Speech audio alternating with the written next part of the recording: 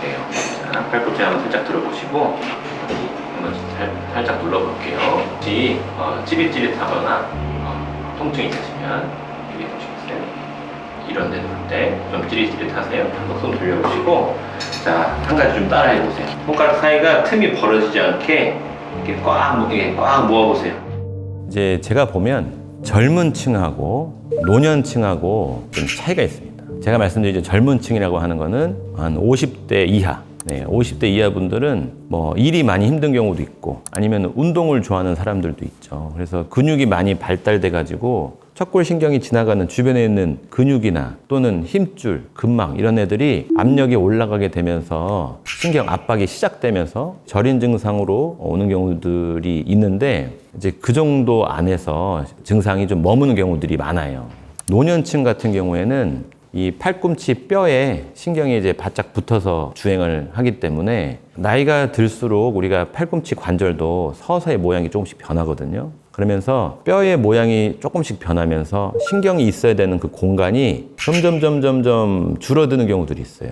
이제 그런 경우에는 신경이 압박되는 정도가 아무래도 더 강할 수밖에 없거든요. 그래서 노년층들 같은 경우에는 그냥 병원을 처음 방문했는데도 이미 손 안에 근육 위축이 꽤 진행돼서 오시는 경우들이 많이 있습니다. 네, 지금 환자분의 엑스레이 상에서는 뼈의 구조적인 이상은 보이지는 않아요.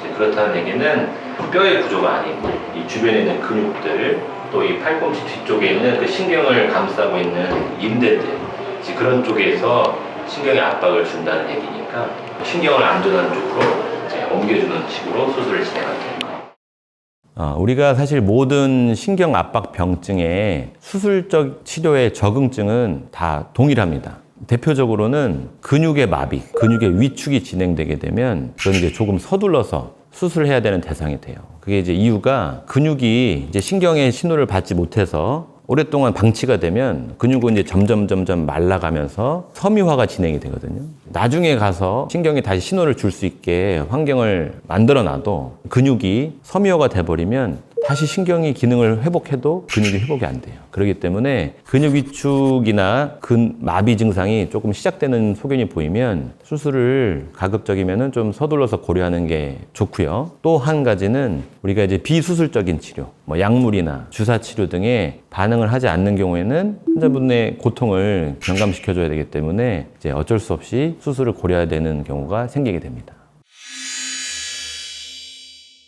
많은 병원들에서 손목 터널하고 팔꿈치 터널하고 같게 생각하고 주사 치료들을 많이 하는 경우들이 있어요.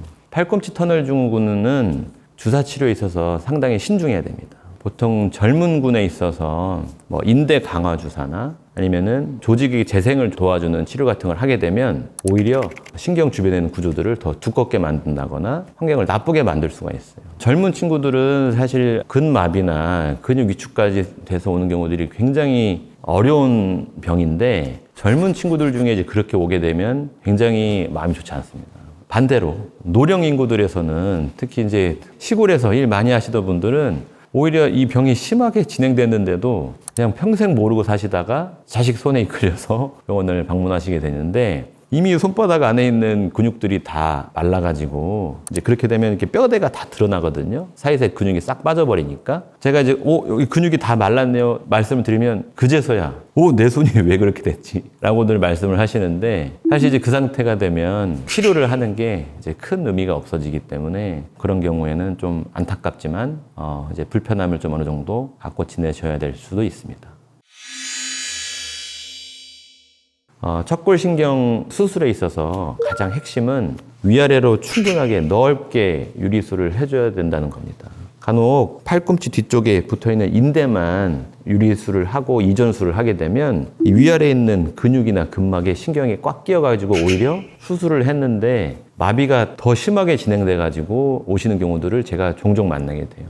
어떤 대학 교수님이 이렇게 표현을 하셨어요. 팔꿈치 터널 증후군의 수술은 블랙벨트 수술. 우리 태권도에 이제 검은 띠가 있잖아요. 수술의 난이도가 꽤 높은 수술로 표현을 하신 제가 그 문구가 기억이 나는데, 팔꿈치 터널 증후군은 손목 터널 증후군과 다르게 주변 해부학적인 구조에 대한 충분한 이해가 필요하고, 또 수술할 때 어디가 눌리거나 찝히지 않게 충분히 위아래 구조들의 유리술을 잘 해줘야 되고, 어디로 이전시키는지는 각 의사들마다 이제 좋아하는 방식이 있기 때문에 이제 제가 가장 선호하는 방식은 신경이 가장 당기지 않게 저는 근육 하 이전술을 합니다. 아무래도 조직을 좀 절개를 더 해야 된다는, 그래서 수술 후에 피가 난다거나 붓기 같은 게 조금 더 가는 경향은 있지만 가장 확실한 방법이기 때문에 재발한 경우에도 다 이 수술을 하는 걸로 이제 권장이 되어 있기 때문에 저는 그 수술이 익숙하기도 하고 그게 가장 확실한 수술 방법이라고 생각해서 저는 그 수술을 하고 있습니다.